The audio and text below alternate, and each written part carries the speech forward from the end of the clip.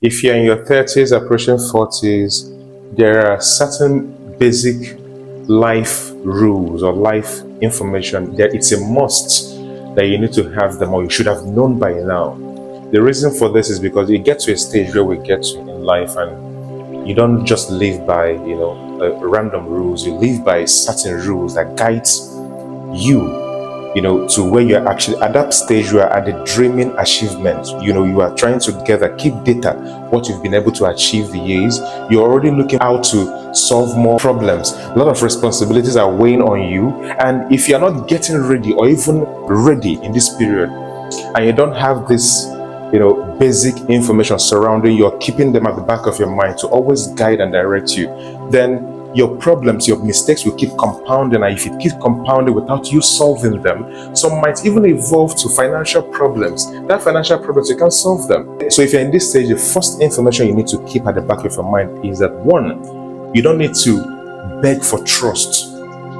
Once you're in this very stage, understand that you don't beg for trust. It's a simple life truth. You don't beg for trust. Trust is not emotional. You can beg for someone to love you and the person will consider you. See, Trust requires action. It requires proof. It requires evidence. No matter how authentic you are in that period, please trust me now. Trust me. If you are doing that very thing, the mind of the person that is actually experienced, you're wasting your time. And by people trusting you, you be your authentic self in your truest form. There is so much reward for people who are actually authentic. Understand that this world we are living in is full of fakes, noise, drama. Nobody wants to live themselves. Everybody wants to live on validation. Everybody wants to prove a point. Here, we are living more of online than offline. So that is the more reason why you should know that there is so much noise.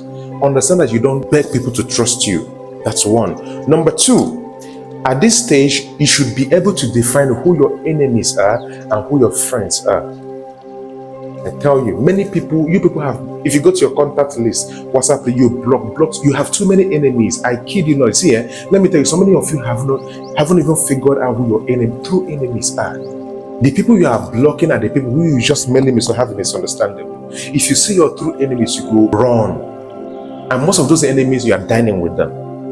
Define them and define who your friends are. And how do you define who your enemies are and who your friends are? If they go against the things you regard so well that you discipline your mind around, or that constitutes core values. Now, in my own definition of what enemies are, who my friends are, once you cross this boundary, I can fish you out and throw you off. I define my enemies as those who are a threat or against my growth. Why? Because my growth is the one thing that summarizes my core values.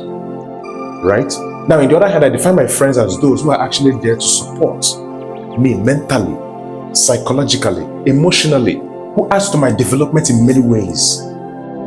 In many ways. If you're not in to support or we don't align in those ways, I might not necessarily define you as my enemy, but once you go against that very core value, once you threaten my growth, piam, I lift you, I do, off you go, forever and ever. I don't need to fight you. Thirdly, at this stage, you should stop borrowing for convenience. See, this stage is growth stage. At this stage, you should stop borrowing for convenience. Now, this is where most of you fall in. Most of you always settle that God will always bring money your way. And you always put hard work. Of course, so listen, while you are putting that hard work, you're not being strategic. The major hard work is being strategic. Mental work. Use more of here before you use here. The reason why many of you can pay for or afford your house rent is because you attract that house rent to yourself. You always know that this period is always the time you pay for a house rent, and that very period comes with either embarrassment or a pressure, different pressure.